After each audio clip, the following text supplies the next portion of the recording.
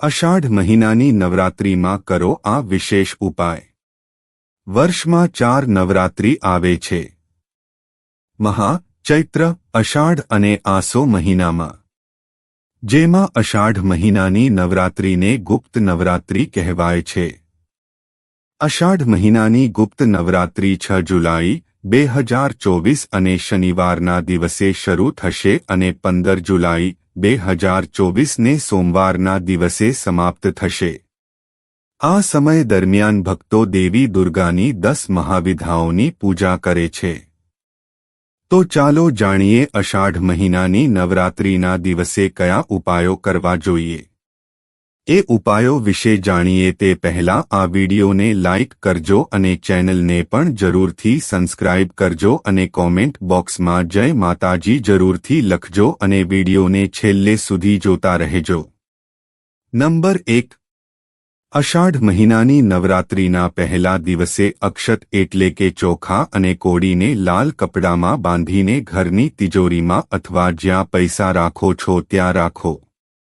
આ પછી નવરાત્રિના 9 દિવસ સુધી તેમની પૂજા કરો। પછી છેલ્લા દિવસે તેને તમારા ઘરના આંગણાની જમીનમાં દાટી દો।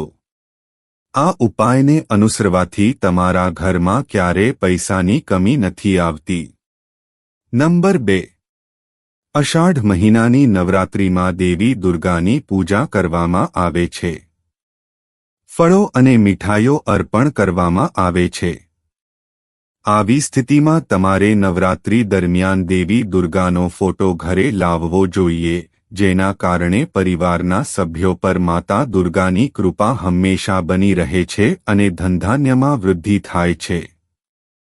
નંબર 3, અષાઢ મહિનાની નવરાત્રિ દરમિયાન 9 દિવસ સુધી દેવી દુર્ગાના ચરણોમાં કમળના ફૂલ ચઢાવવા જોઈએ, તેમજ તેમના વૈદિક મંત્રોનો જાપ કરતા રહેવું જોઈએ। આમ કરવાથી દેવી પ્રસન્ન થાય છે અને વ્યક્તિને જીવનભર આર્થિક મુશ્કેલીનો સામનો કરવો પડતો નથી। નંબર 4, અષાઢ મહિનાની નવરાત્રિ દરમિયાન એક વાટકીમાં 11 લવિંગ, 11 કપૂર, 11 તમાલપત્ર અને 11 કાળા મરીના દાણા લો અને પછી માં દુર્ગાના બીજ મંત્રનો જાપ કર્યા પછી સાંજે આ બધી વસ્તુને એકસાથે બાળી દો। તેનાથી ઘરમાંથી નકારાત્મક ઉર્જા દૂર થશે અને સકારાત્મકતા વધશે।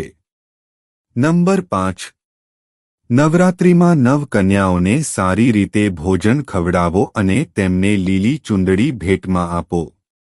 આ ઉપાયથી તમામ પ્રકારની સમસ્યાઓ દૂર થઈ જશે।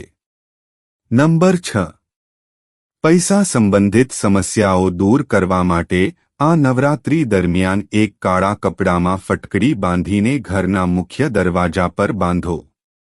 જ્યોતિષ શાસ્ત્ર અનુસાર આ કામ કરવાથી વ્યક્તિને ધનની પ્રાપ્તિ થાય છે અને જીવનમાં ક્યારેય પૈસાની સમસ્યાનો સામનો કરવો પડતો નથી।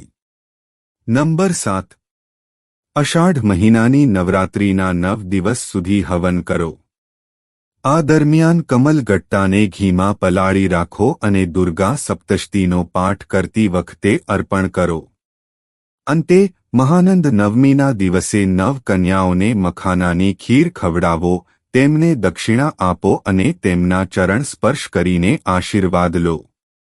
આ તમને દરેક પ્રકારના કરજાથી મુક્ત કરશે। નંબર 8, નવરાત્રિમાં માતાના શ્રી ચરણોમાં ચાંદીની કોઈ પણ વસ્તુનું દાન કરો। આ ઉપાય કરવાથી લક્ષ્મીની પ્રાપ્તિ થશે। નંબર 9, સવારે અને સાંજે 10 મહાવિદ્યાઓની વિધિવત પૂજા કરો। બંને પૂજા દરમિયાન લવિંગ અને પતાસા અર્પણ કરો। આ સાથે દરરોજ સવારે વહેલા ઉઠીને સ્નાન વગેરે કર્યા પછી પૂજા સ્થાન પર તમારી સામે મોતી શંખ પર કેસર વડે સ્વસ્તિક ચિહ્ન બનાવો અને સ્ફટિકની માળાથી મંત્રનો જાપ કરો। મંત્રનો જાપ કરતી વખતે દરેકને અખંડ શંખમાં મૂકતા રહો। આ કામ સતત 9 દિવસ સુધી કરો। 9 દિવસ પછી શંખ અને આ ચોખાને સફેદ કોથળીમાં ભરીને તમારી તિજોરીમાં રાખો।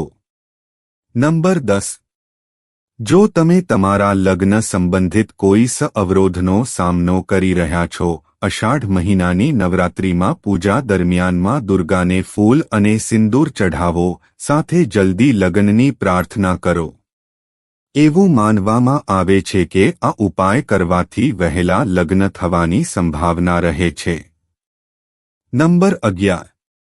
નવરાત્રિ દરમિયાન દરરોજ માં દુર્ગાને 7 લવિંગ અર્પણ કરો. પછી તે લવિંગને લાલ કપડામાં બાંધીને તમારા ઘરની તિજોરીમાં રાખો. આમ કરવાથી તમારી તિજોરી હંમેશા ભરેલી રહેશે. અષાઢ મહિનાની નવરાત્રિમાં ભૂલથી પણ ન કરો આ કામ. નંબર 1. અષાઢ ગુપ્ત નવરાત્રિ દરમિયાન માતા દુર્ગાના નામનો જાપ કરવો ખૂબ જ શુભ માનવામાં આવે છે. આ સમય દરમિયાન તમે દુર્ગા સપ્તશતીનો પાઠ કરી શકો છો. નવરાત્રિ દરમિયાન સવારે મોડે સુધી સૂવાનું ટાળવું જોઈએ અને આળસથી દૂર રહેવું જોઈએ. એવું માનવામાં આવે છે કે દેવીના પ્રકોપનો સામનો કરવો પડે છે. નંબર 2. ખાલી હાથે પાછા ન જવા દો.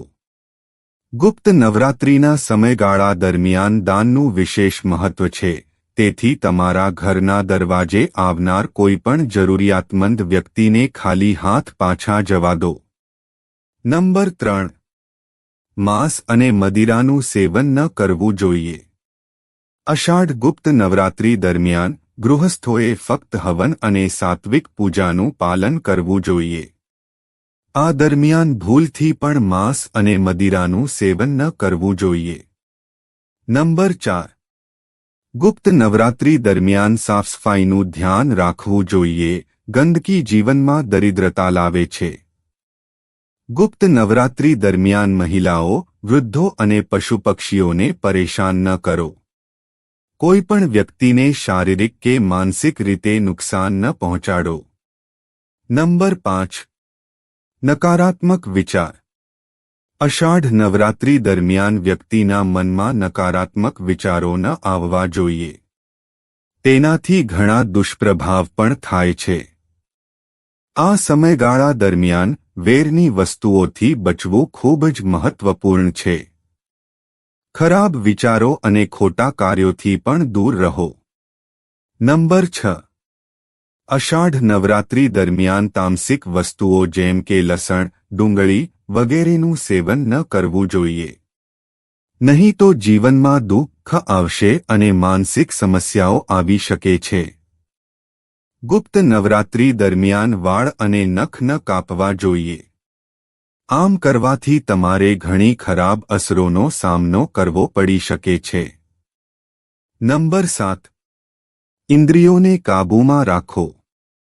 ખાસ કરીને નવરાત્રિના 9 દિવસ દરમિયાન બ્રહ્મચર્યનું પાલન કરો અને તમારી ઇન્દ્રિયોને નિયંત્રિત કરો. તેનાથી મન એકાગ્ર રહે છે અને મન અને હૃદય પૂજા માટે શુદ્ધ રહે છે. નંબર 8. ગુપ્ત નવરાત્રિ દરમિયાન કોઈની સામે ખરાબ ન બોલવું જોઈએ અને કોઈને અપમાનજનક શબ્દો ન બોલવા જોઈએ. જેના કારણે પૂજાના પરિણામોનો નાશ થાય છે.